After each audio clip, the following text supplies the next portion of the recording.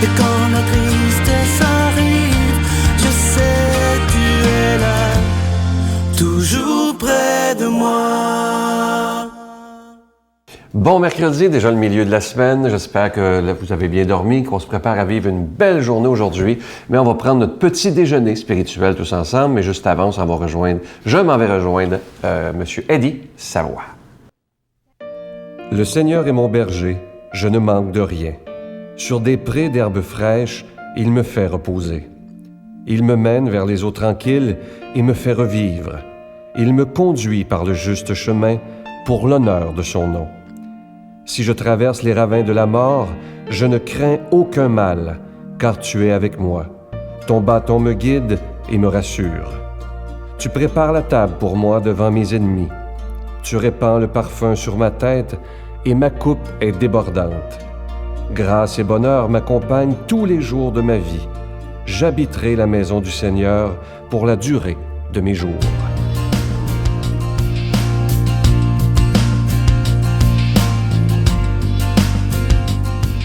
Je suis en compagnie de M. Savoie. Bonjour, M. Savoie. Bonjour, M. Savoie. Aujourd'hui, je ne veux pas m'adresser à l'homme d'affaires. Non. Je veux m'adresser au papa, au grand-papa, à l'époux.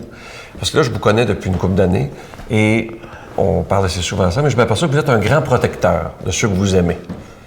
C'est important pour vous? On dirait que vous les entourez là, comme avec beaucoup d'amour.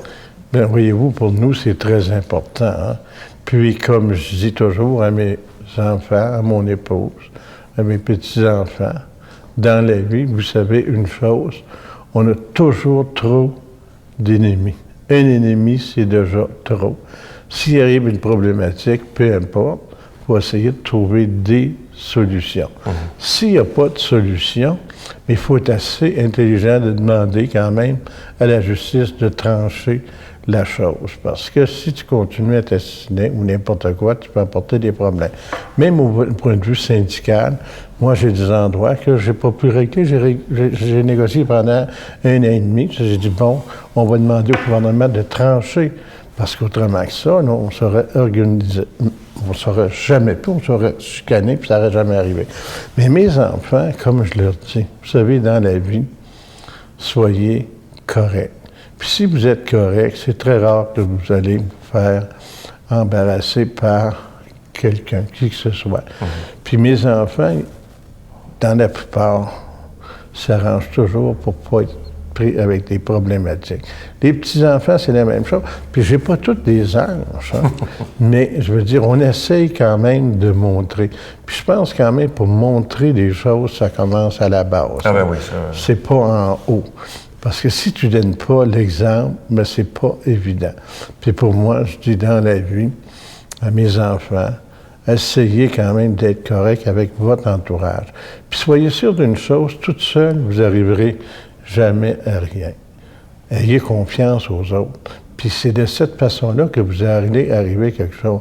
Tu vois, comme moi, si je n'aurais pas fait confiance à des gens qui ont travaillé comme moi, comme surintendant, comme foreman, comme travailleur, comme balayeur, comme laveur de vaisselle, on ne pourrait pas être au niveau qu'on est aujourd'hui. Mais pour ces gens-là, moi, sont tout importants. Puis je dis à chacune des gens qui s'en viennent aux résidences Soleil, là, vous faites partie de la grande résidence Soleil, vous faites partie de la grande famille. Ouais. Puis même si quelqu'un ne reste pas chez nous, que je rencontre, qui va avoir une problématique, qui veut avoir un renseignement au sujet du crédit d'impôt, de l'allocation de logement, ça va me faire plaisir. J'ai même fait des émissions à Sherbrooke pendant 2 ans en expliquant toutes ces choses-là aux gens. Pour moi, c'est important. Puis on dit toujours, hein, tu sèmes, tu vas récolter. Mais ben, si vous avez dû semer beaucoup. Merci, M. Savoie. Ça me fait plaisir. Notre Père qui es aux cieux, que ton nom soit sanctifié, que ton règne vienne, que ta volonté soit faite sur la terre comme au ciel. Donne-nous aujourd'hui notre pain de ce jour. Pardonne-nous nos offenses comme nous pardonnons à ceux qui nous ont offensés. Ne nous laisse pas entrer en tentation, mais délivre-nous du mal, car c'est à toi qu'appartient le règne, la puissance et la gloire pour les siècles des siècles. Amen. Je sais qu'on est toujours au mois de mai, mais je ne pouvais pas attendre avant de vous présenter le cadeau du mois de juin. Je suis tellement content. Ça a été enregistré il y a quelques jours seulement. Il s'agit du nouveau CD de l'abbé Raymond Gravel et qui s'intitule « La puissance de la prière ». Et Raymond est vraiment bien placé pour en parler parce qu'il me disait lors de la dernière retraite à quel point il sent à l'intérieur même de son corps la prière que les gens font pour lui. Et il réalise lui aussi comme prêtre à quel point la prière, elle est puissante et elle peut vraiment changer une vie totalement, même au niveau de la santé. Un CD qui peut vraiment changer votre façon de prier, changer aussi votre vie, j'en suis convaincu.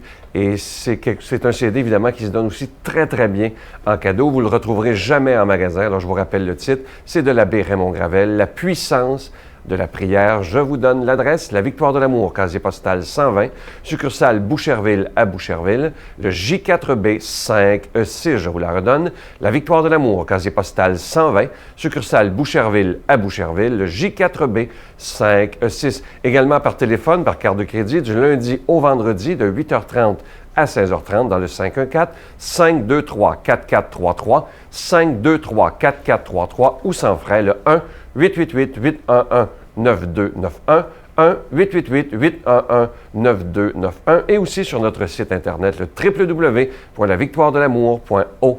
Je vous rappelle le titre, « La puissance de la prière », un nouveau CD de l'abbé Raymond Gravel. Et je vous rappelle évidemment que le pendentif du psaume 23 est aussi toujours disponible. Je vais vous dire des milliers de fois merci.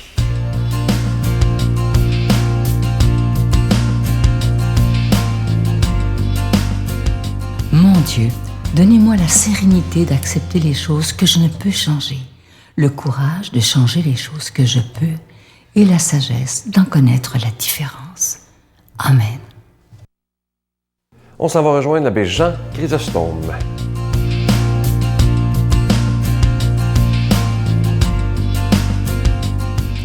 Le Seigneur soit avec vous et avec votre esprit. Évangile de Jésus-Christ selon saint Jean. À l'heure où Jésus passait de ce monde à son Père, il disait à ses disciples: « J'aurai encore beaucoup de choses à vous dire, mais pour l'instant, vous n'avez pas la force de les porter. Quand il viendra, lui, l'Esprit de vérité, il vous guidera vers la vérité tout entière. En effet, ce qu'il dira ne viendra pas de lui-même. Il redira tout ce qu'il aura entendu. Et ce qui va venir, il vous le fera connaître. Il me glorifiera, car il reprendra ce qui vient de moi pour vous le faire connaître. Tout ce qui appartient au Père est à moi. Voilà pourquoi je vous ai dit, il reprend ce qui vient de moi pour vous le faire connaître. » Acclamons la parole de Dieu. Gloire à toi, Seigneur. Je vous salue, chers frères et sœurs, en ce matin du mercredi. Nous sommes encore durant le temps pascal et ce temps pascal tend à sa fin. Il nous prépare à vivre un moment important dans la vie de notre Église, dans notre vie de foi, la célébration de la Pentecôte, où nous accueillons l'Esprit du ressuscité, où nous accueillons l'Esprit de vérité qui a été promis par Jésus, le Christ. Jésus nous dit dans le texte de l'Évangile d'aujourd'hui qu'il aurait encore beaucoup de choses à dire à ses disciples, à ses apôtres, mais qu'ils ne sont pas encore capables de comprendre cela. Il aurait beaucoup de choses à leur dire, comme il aurait beaucoup de choses à nous dire. Il aurait beaucoup de choses à leur dire sur sa mort et sa résurrection. Beaucoup de choses à dire sur le témoignage qu'ils vont avoir apporté. Beaucoup de choses à dire sur leur propre vie, sur les communautés chrétiennes qu'ils devraient avoir à former, sur la vie entre eux, sur toutes ces choses qu'ils ont eu à vivre, à véhiculer et dont ils ont eu à témoigner après sa résurrection. Mais ils ne pouvaient pas leur dire cela parce qu'ils n'étaient pas encore habités par cet esprit qui leur permettrait de saisir de l'intérieur et intensément ce message de Jésus. L'esprit, c'est cette puissance de vérité. L'esprit, c'est cette force intérieure, cette intelligence spéciale qui nous vient de Dieu pour que nous puissions saisir le mystère.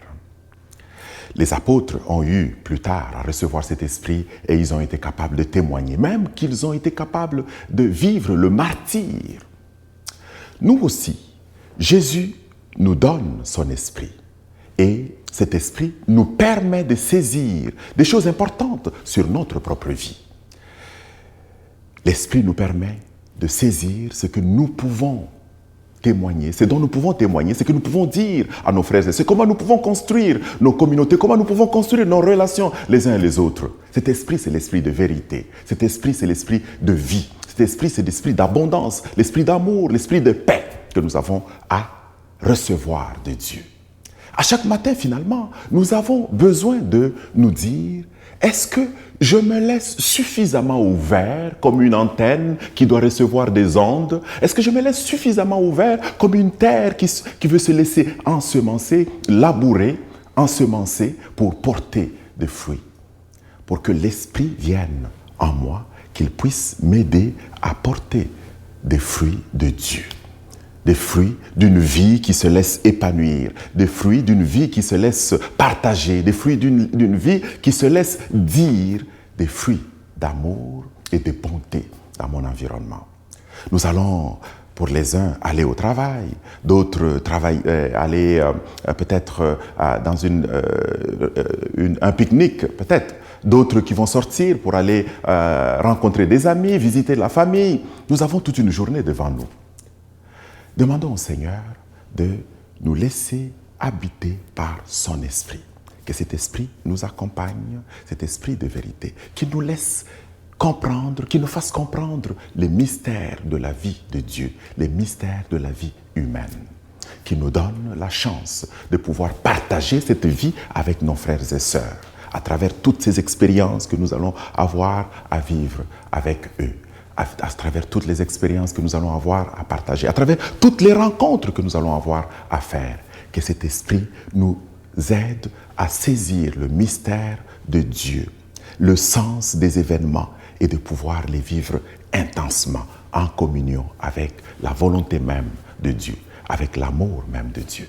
Que le Seigneur puisse nous bénir, qu'il nous accompagne à travers toutes ces expériences, qu'il nous donne sa grâce, qu'il nous bénisse au nom du Père, et du Fils et du Saint-Esprit. Amen. Je vous salue Marie, pleine de grâce. Le Seigneur est avec vous.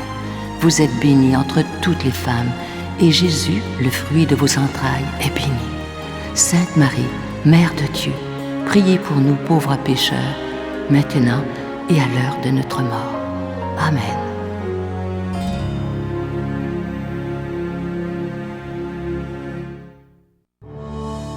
Sur les pas de Jésus.